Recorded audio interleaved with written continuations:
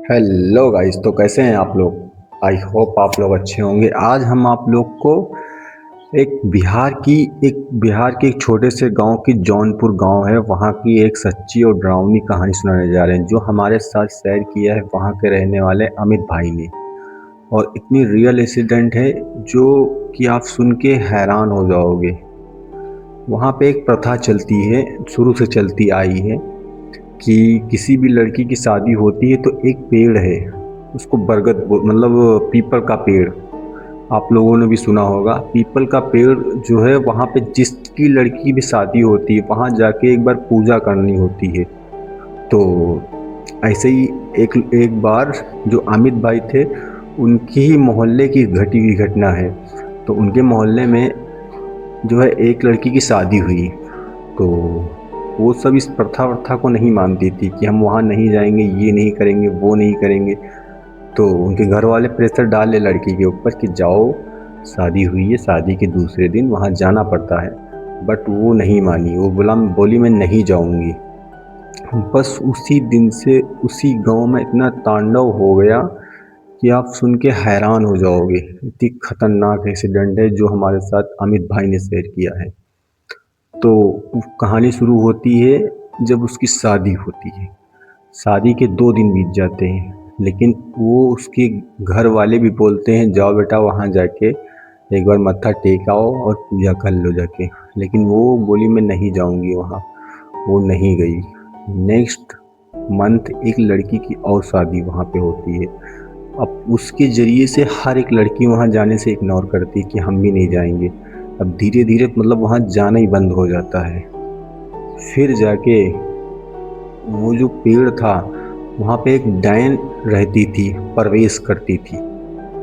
तो एक रात की बात है, अमित भाई बताते हैं कि 2 लड़की की शादी 1 महीने के अंदर-अंदर हो गई थी और कोई भी वहाँ नहीं गया था।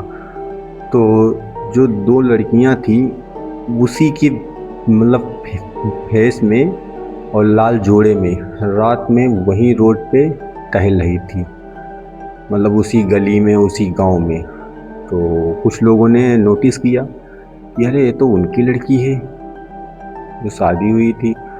तो किसी ने ध्यान नहीं दिया, हो सकता हो घर आई हो, लेकिन घर आई है वो इतनी रात में आएगी आएगी क्या घर। तो वो लोग जो है इग्नोर मारे कि हो सकता हो कोई अर्जेंट अर्जेंट फंस गया हो काम। वो लोग सुबह उधर से निकले, जिनकी लड़की थी वो। उनकी लड़कियों से, उनके घर वालों से पूछा तो कहीं तुम्हारी बेटी आई थी क्या रात में, हमने देखा था उसको आते हुए। कहीं नहीं तो अभी हम अपने दामाद जी से कॉल कर रहे हो। अपने दामाद जी को कॉल किया, बोले कहाँ है हमारी बेटी। तो बोले कि वो तो जो है घर ही पे तो है। तो बोली यहाँ देखी गई है। तो कहीं नहीं तो अब पापा यहाँ यहाँ कैसे दिखेगी, हमारे यहाँ है ना, उधर आने का कोई प्लान ही है अभी। तो बोला ठीक है। ऐसे ही होते होते होते होते ये सब मतलब घटना 2-3 बार दिखी, लेकिन किसी ने नोटिस नहीं किया।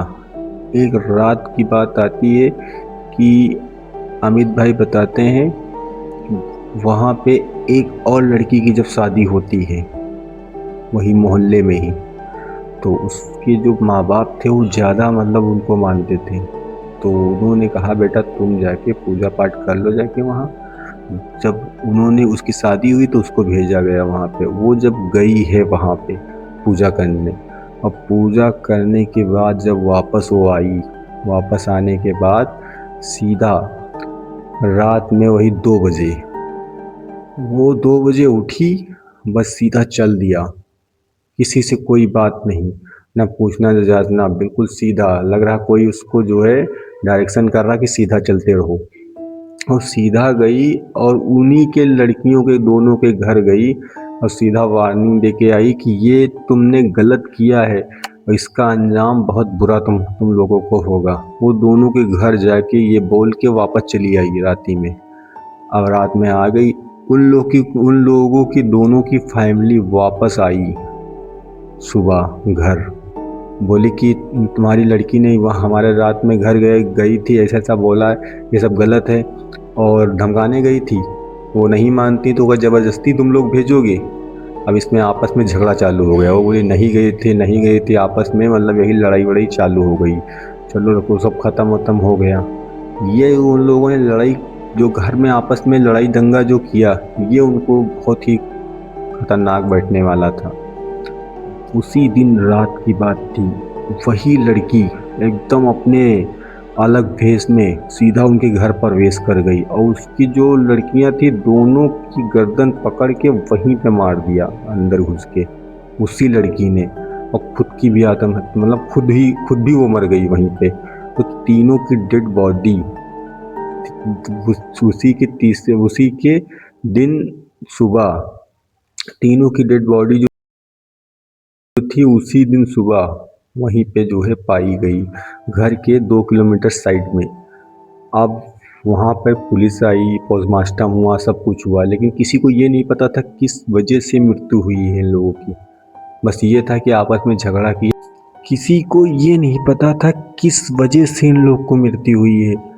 पुलिस आई, पोस्टमार्टम हुआ, सब कुछ हुआ, लेकिन ये नहीं मालूम हुआ किस वजह से। बस ये सब लोग कह रहे थे आपस में लड़ भिड़ के मर गई हैं, लेकिन आपस में कोई उनका वैसा सिस्टम नहीं था कि वो लोग जान पे उतर आए कि आपस में मारने के लिए।